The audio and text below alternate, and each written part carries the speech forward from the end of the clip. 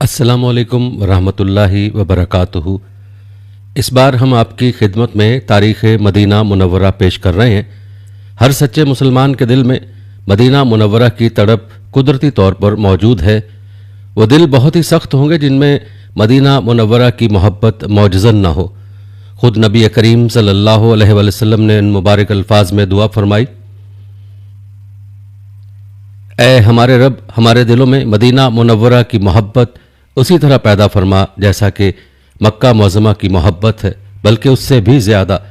इस दुआ का नतीजा है कि हर मुसलमान को रूए ज़मीन के तमाम मकामात से मदीना मुनव्वरा महबूब तरीन है।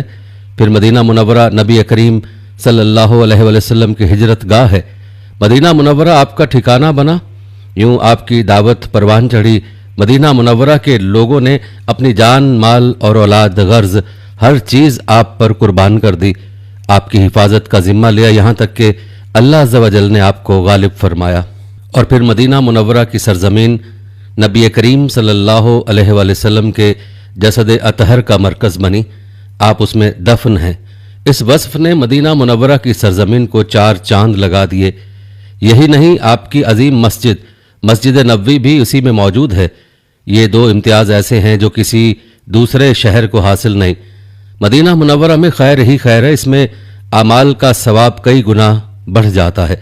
मस्जिद नबवी में पढ़ी जाने वाली एक नमाज का सवाब 1000 नमाजों के बराबर है।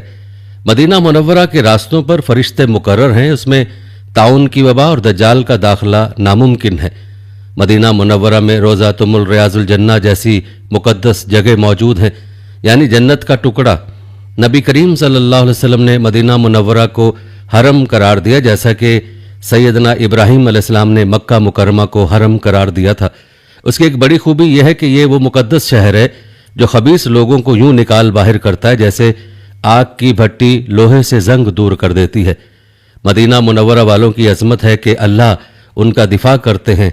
जो अहले मदीना को खौफजदा करता है, अल्लाह उसे खौफजदा करेंगे और अल्लाह ताला की उस पर लानत होगी। फिर यह पाकीज़गी का मरकज़ है। उसका नाम ताबा और तैयबा भी है, इसलिए कि उसकी हर चीज़ पाक है। उसकी ज़मीन, फ़िज़ा, खजूरें, गल्ला, गर्ज हर चीज़ पाक है। तो क्यों ना ऐसे मुतबरक शहर की तारीख़ का जिक्र किया जाए। आइए सुनते हैं तारीख़ मदीना मुनव्वरा हिस्सा अव्वल। तमाम अरब मौर्रखीन इस बात पर मुत्तफ़िक हैं कि यसरब दरअसल नूह अलैहिस्सलाम की नस्ल में से एक आदमी का नाम था। उसने शहर की बुनियाद रखी थी। उसके नाम पर शहर का नाम भी यसरब पड़ गया। सवाल यह है कि शहर बसाने की ज़रूरत क्यों पेश आई। एक रिवायत के मुताबिक तूफ़ान नूह के बाद सैयदना नूह अलैहिस्सलाम के बेटे जिस इलाके में ठहरे, वो इलाका आहिस्ता आहिस्ता उनकी रिहाइश के लिए तंग हो गया। तब उनमें से एक कबीला अबील उस इलाके में पहुंचा जहां बाद में यसरब आबाद हुआ। उस इलाके का वाफिर पानी, उसके दरख्त और वसी पथरीले मैदान उन्हें बहुत भाए। ये मैदान उसकी हिफाजत का कुदरती जरिया थे, चुनाचे उन्होंने यहीं रिहाइश इख्तियार कर ली। यसरब के इब्तदाई बाशिंदे 3 बड़े बड़े कबीले थे। पहले कबीले का नाम अमालीक था। एक रिवायत के मुताबिक उन्हीं लोगों ने यसरब की बुनियाद रखी, इसलिए कि जिस शख्स के नाम पर इस शहर का नाम यसरब पड़ा उसका कबीला अबील अमालीक में से था।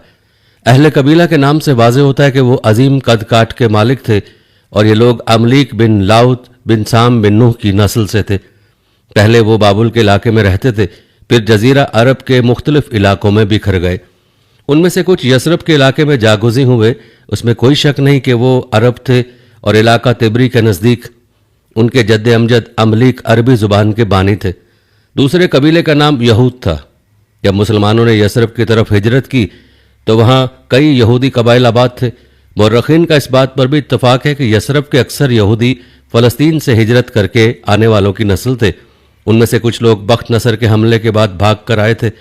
बख्त नसर ने यहूद की हुकूमत पर हमला करके बेशुमार यहूदी कत्ल किए और बहुत सौ को कैद किया, और ये बात है 586 कबल मसीह की।